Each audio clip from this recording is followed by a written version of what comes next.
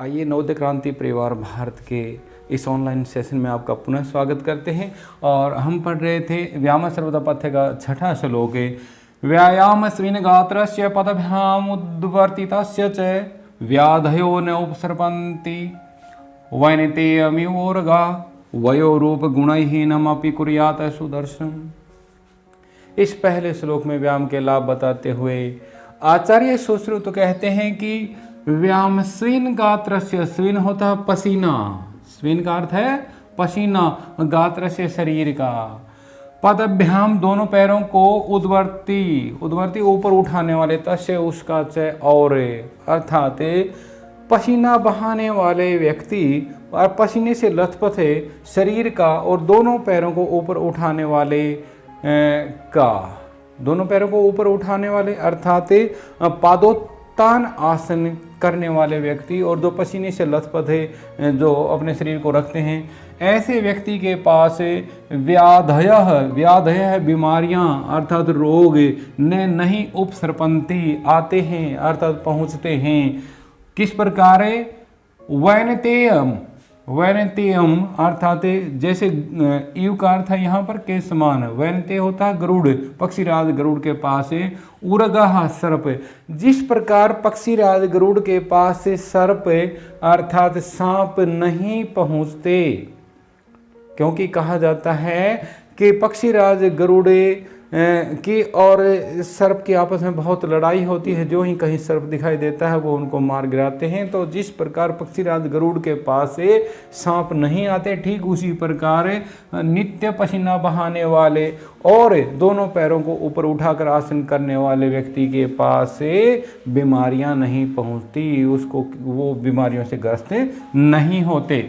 उसके बाद कहता है वय रूप गुणहीन अपि, वय आयु, आयु रूप, रूप और गुण, गुणों से हीन, हीनम अपि हीन होते हुए भी, आयु रूप और गुणों से हीन होते हुए भी, अर्थात कहने का तात्पर्य है कि कुरूप अर्थात जिसका रूप ठीक नहीं है, रूपवान नहीं है, आयु ज़्यादा है, इन और गुण नहीं है, ऐसे इन चीज़ों से हीन होते हुए भी, अब पहला जो शब्द लिया था व्यायाम, व्यायाम कुर्यात कर देता है सुदर्शनम, सुंदर है कि आयु रूप और गुणों से हीन व्यक्ति को भी व्यायाम सुंदर बना देता है। अर्थात कहने का तात्पर्य ये हुआ कि हमें नित्य व्यायाम करना चाहिए और पैरों को ऊपर उठाने वाले आसन जैसे पादोत्तान आसन है या शीर्षासन है, इस प्रकार के आसन करते हुए और स्विन गात्रस्य, पसीने से युक्त शरीर वाले व्यक्ति के पास कहता है कि बीमारियां ठीक उसी प्रकार नहीं आती जिस प्रकार गरुड़ के पास सांप नहीं आते, तो हमें नित्य व्यायाम करना चाहिए। 7वें श्लोक में आचार्य सुश्रुत व्यायाम के लाभ बताते हुए आगे क्या कहते हैं कि व्यायाम कुर्वतः नित्यम विरुद्धम अपि भोजनम विदग्धम विदग्धम वा निर्दोषम परिपच्यते, कि व्यायाम कुर्वतः नित्य, कैसा नित्य? नित्य माने हमेशा अर्थात रेगुलर, जो कंटिन्यू व्यायाम कुर्वता है, व्यायाम करने वाला व्यक्ति होता है, व्यायाम कुर्वता है व्यायाम करने वाले के विरुद्धम अपि, विरुद्ध भी, भोजनम भोजन, विरुद्ध भोजन भी, जो नित्य व्यायाम करने वाला व्यक्ति है उसको विरुद्ध भोजन भी, विरुद्ध से तात्पर्य यहाँ पर क्या है? प्रतिकूल भोजन, अर्थात जो प्रकृति के प्रतिकूल भोजन है, अर्थात जैसे किसी एक साथ हम अभी कुछ ठंडा लिया है तुरंत गर्म लेते हैं, या गर्म भोजन लिया है फिर ठंडा ले लेते हैं, या फिर दूध के साथ हम कोई अम्लीय पदार्थ ले लेते हैं, दूध के साथ हम छाछ या दही आदि का सेवन कर लेते हैं, तो ये सारे क्या प्रतिकूल भोजन है, विरुद्ध भोजन है। तो जो नित्य व्यायाम करने वाला व्यक्ति है उसको प्रतिकूल भोजन और विदग्धम, विदग्धम माने अच्छी प्रकार से पका हुआ, ठीक प्रकार से पका हुआ, अविदग्धम पका हुआ जो नहीं है, ऐसा हुआ मन अथवा निर्दोष, बिना किसी दोष के परिपच्यते, पच जाते हैं, कि जो नित्य व्यायाम करने वाला व्यक्ति है उसको प्रकृति के विरुद्ध भोजन भी बिना पका हुआ, अच्छी प्रकार से पका हुआ या फिर बिना पका हुआ, बिना किसी दोष के, बिना किसी दोष के ठीक प्रकार से पच जाता है। 8वें श्लोक में फिर से व्यायाम का महत्व बताया गया है, व्यायाम का लाभ क्या क्या है कि व्यायामो ही सदा पथ्यो बलिनाम स्नग्ध भोजिनाम स च शीते वसंते च तेषां पथ्यतमः समृतः।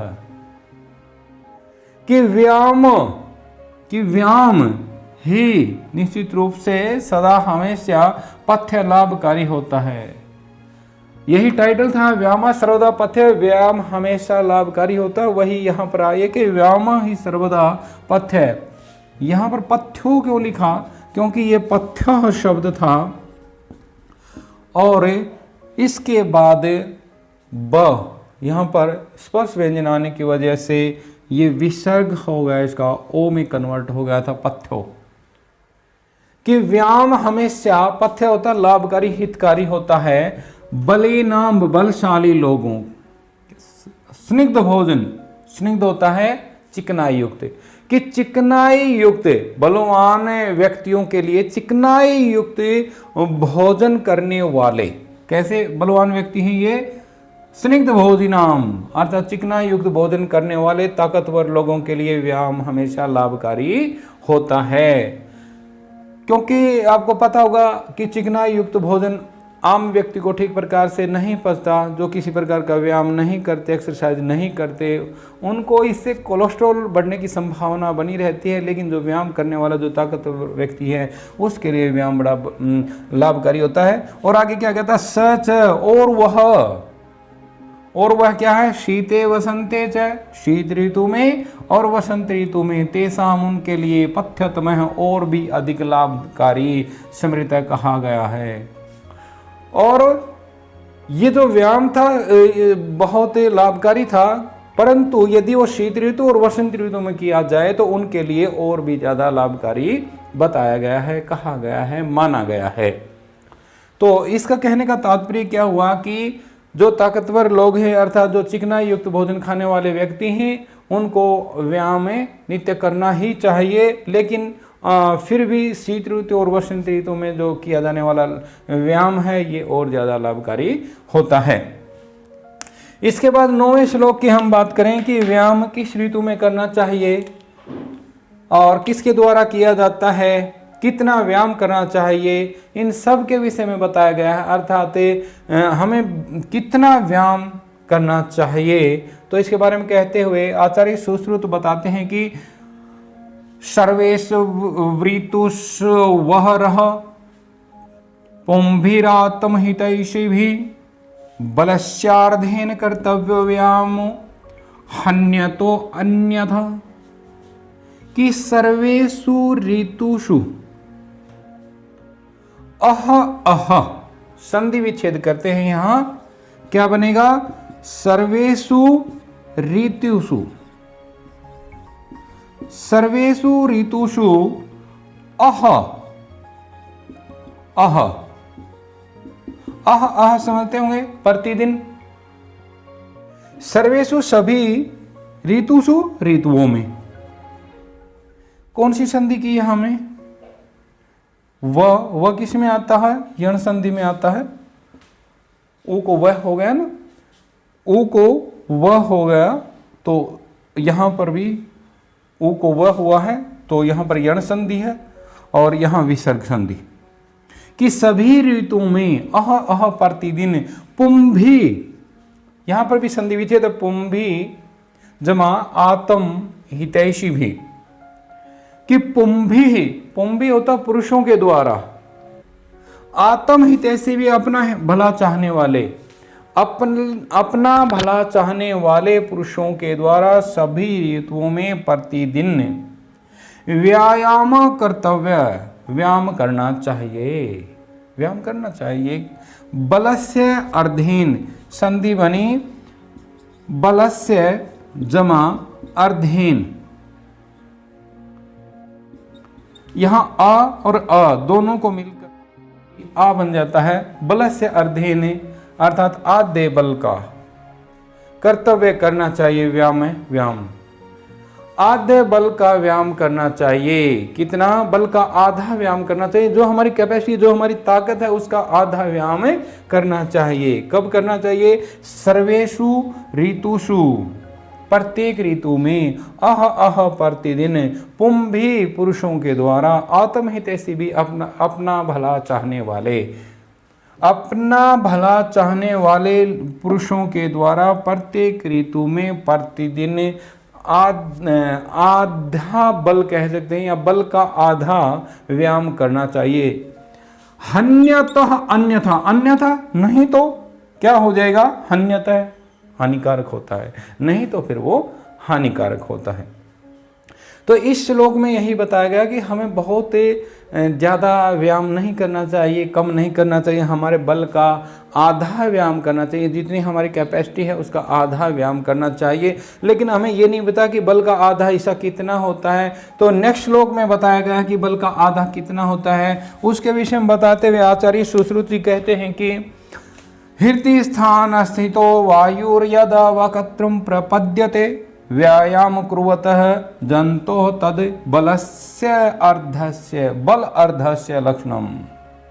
देखिए यहाँ पर लक्षण बताया है, आधे बल का लक्षण बताया है। आधे बल का लक्षण बताते हुए क्या कहते हैं? हृदय स्थान स्थित, कि हृदय स्थान में स्थित, हृदय स्थान हमारे फेफड़े होते हैं, यानी फेफड़ों में स्थित यदा जब वायु, यहाँ पर भी संधि बनी कि वायु जमा यदा, विसर्ग संधि है, विसर्ग को र हो जाता है, वायु यदा, कि यदा जब वायु हो, वायु कौन सी वायु? श्वास वायु की हम बात करते हैं कि जब श्वास वायु हृदय में स्थित है, हृदय स्थान में स्थित है, श्वास वायु जब वक्त्रम मुंह में प्रपद्यते पड़ने लगती है, गिरती है, जो हमारी श्वास वायु फेफड़ों में विद्यमान थी और जब वो हमारे मुंह में गिरने लगती है, कहता है व्यायामम कुर्वता है जंतो, व्यायाम करते हुए व्यक्ति के द्वारा यदा जब हृदय स्थान स्थित वायु फेफड़ों में विद्यमान, हृदय में विद्यमान वायु या श्वास वायु वक्त्रम प्रपद्यते, जब मुंह में गिरने लगती है, तब बल अर्धस्य, आधे बल का लक्षण है। ये आधे बल का लक्षण है। इसे ऊपर वाले में कहा था कि हमें आधे बल का व्यायाम करना चाहिए।